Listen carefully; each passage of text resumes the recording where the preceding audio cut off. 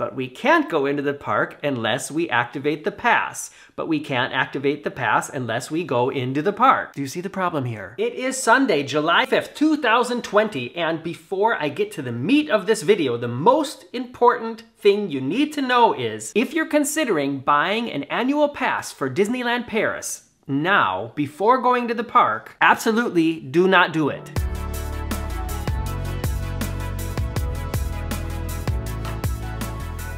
Sorry to everybody who is used to watching Sunday Sofatime as the first thing they do when they get up in the morning. This is a continuation of a video that I made on Friday about this sort of complications I'm having with my annual pass for Disneyland. And I wanted to wait as long as possible in case, you know, even more new things happen, to give you the information that you might need to make a decision. Like I said before the introduction, if you are planning to maybe give somebody the gift of an annual pass to Disneyland Paris, or if you're thinking of buying or planning an upcoming vacation to Disneyland Paris and buying an annual pass to get into the park, absolutely do not do it yet, because of what I'm going through right now and what I'm gonna tell you about in this video. Just to give you a quick update, if you haven't watched the Friday video, I'm gonna link it below and try to put it in a card up here, all these YouTube things you can do. We had to cancel our plans to go to the United States, and so in order to do something fun, we are planning a trip to go to Disneyland Paris. I'm in Germany now.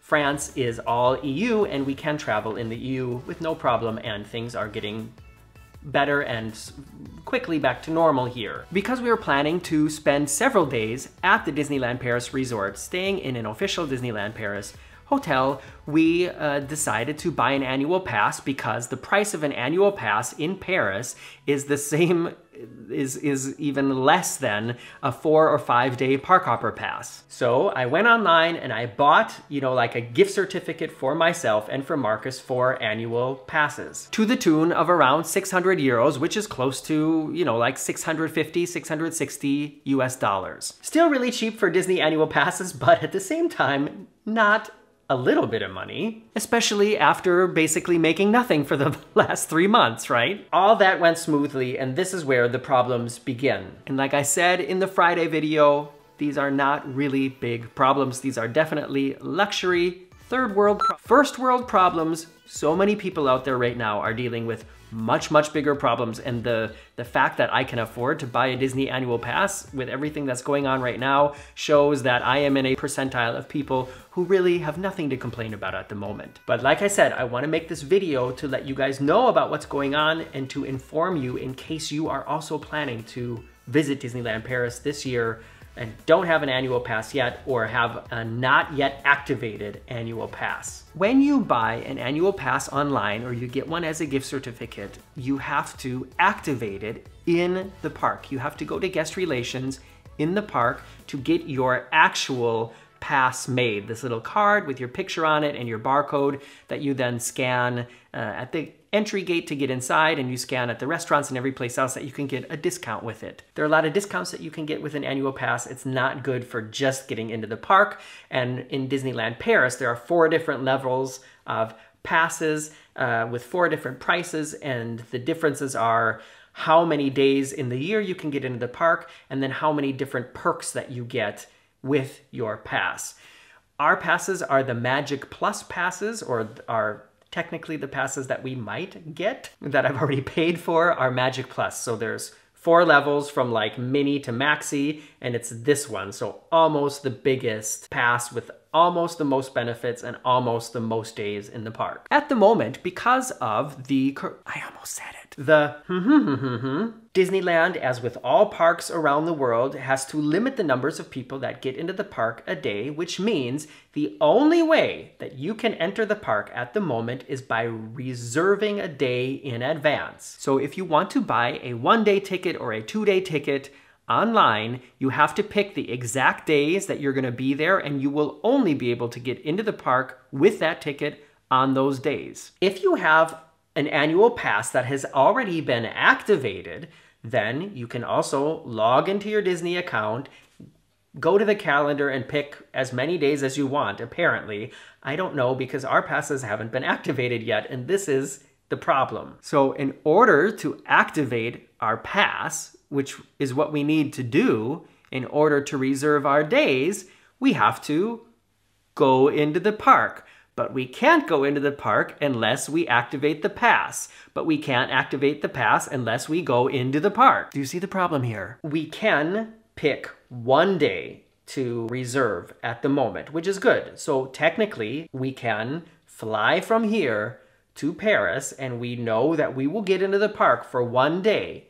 But we have no security that by the time we get there, which is very, very unlikely, that by the time we get there, that the other days of our vacation are still going to be open for reservations. And in fact, I noticed when I looked today that already one day of our trip is already blacked out for annual passes. So it's already, I can already basically promise that it won't work out. What we have now is annual passes that I know we are not going to be able to use for our vacation, which is a big bummer. And yeah, like I said, first world problem. Here is where some of the updates begin. Some things that if you watch the video on Friday, I'm getting to the parts that you don't know yet. Sorry that I took like 7 minutes already. In the meantime, to be sure that we can have a Disney vacation in this week that we can go, I booked just a normal vacation package, as if we had no annual passes. I booked hotel and tickets for the park for every day that we were going to be there. And it's going to be the very first time that we stay in one of the official Disney resorts. So that's kind of exciting to me. Not the first time we've been to Disneyland Paris, and there is literally nothing new since we've been there last time, except like the repainted Haunted Mansion, or no, it's called Phantom Manor. But Disney is always fun. We really wanted to get away and have just a kind of a fun escape, and this is what we're planning to do. So it may be the case that we go to Disney, spend 5 days there, and not use our annual pass that we already paid 300 euros for a piece. I have had several phone calls with Disney here in Germany. I've called the German number, I've called the French number, and I've called the English number. None of these calls have been toll-free. I've had to pay money for all of these calls. The most expensive one being the one I did today for almost 45 minutes, where with my cell phone, I don't have a landline, with my cell phone, I called the English number because people have been tweeting me that they had the same problem and they called the English number and they had no problem getting extra days added. I called, was on hold, talked to somebody, was on hold again, talked to somebody again, was on hold again, altogether almost 45 minutes of calling long distance to a number in England that also costs money to call. I'm assuming that altogether just on telephone calls now, I've probably spent 50, 60 euros in addition to the annual passes that I may or may not be able to use for our trip. One thing that has been confirmed to me today is at least up until the closing, once you've purchased an annual pass, it is non-refundable and non-transferable. Meaning, some of you made the suggestion, why don't you just refund your annual pass and book a normal vacation? Of course, I thought of that, and it's something that I've tried to do now, and I have not been able to refund my annual pass. At the moment, looks like we're sitting on them. If it turns out that we cannot refund our annual pass and we cannot make extra reservations with they're called temporary passes, then I'll of course be disappointed because it's all of a sudden become much more expensive than we were planning. And what the plan now is, we would go and do the trip that I booked, just the normal vacation package, and we would not yet activate our annual passes, and then we would try to plan another short trip back in December, and then we would activate our annual passes in December, so they would be valid until December of 2021. As I understand it, and as one of the people on the telephone explained to me today, after you've purchased it, you have 6 months to activate it. And I'm assuming that it means that then after the day that it's activated, it's good for another year. And that's kind of where I am now. And I did manage to quickly get somebody on the telephone here on the German line today and explain to her the whole problem, and she was very understanding. She also told me, she was like, yesterday was a really rough day. We have a completely new system at the moment, and we're all learning how it works, and it's just been really difficult, which I can totally understand. I mean, can you imagine being in that situation? There's all these new regulations and all these new paths like that they have to follow online, and you know, click on this to get here and click on this to get there. And not only that, but now everybody who goes to the park has to register in advance, and you can't book a hotel unless you have a ticket, and you can't reserve a day unless you have a ticket or an annual pass, but the annual pass has to be activated if you want to reserve a day. I mean, the people who are working at the call center, none of that is their fault, but they're the ones who I'm sure have been dealing with a lot of really upset people. I was not one of them. I'm very patient. I know that that is actually the way to get the best service. And anyways, this woman that I talked to today said that she's gonna work on it and call me before she finishes her shift today. And she said if I don't hear from her within an hour or so, that I should call her again.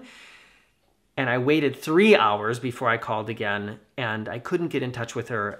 I talked to somebody else.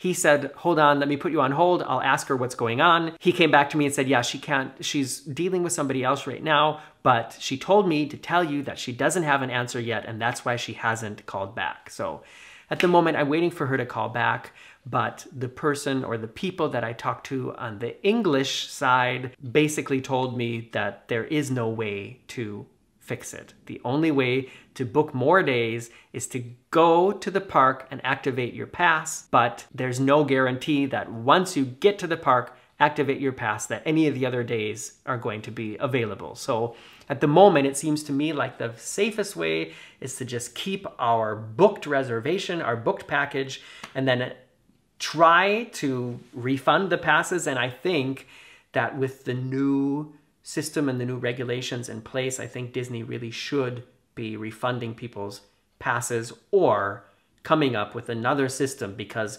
what good does it do to have a certificate to an annual pass, which is something that's good for basically any day you want to go, but you have to reserve in advance, and you can't reserve in advance unless you activate the pass in the park, and you can't get into the park unless you reserve in advance. It doesn't make any sense. It needs to change, and I'm assuming it will change, and hopefully it will change very soon, but at the moment, that's where we are. So what would you guys do in my situation? Let me know in the comments below, and while you're on your way down there, please press the thumbs up button for the YouTube algorithm. That seems to help somehow. I know I promised I was gonna do comment on your comments in this video, but it's already so late today, and I wanna get it online for everybody who loves to watch my Sunday Sofatime videos, and for anybody who's looking for information about this. I want to make sure that as many people see it as possible so they don't do what I did and have to deal with the stress that I'm dealing with now.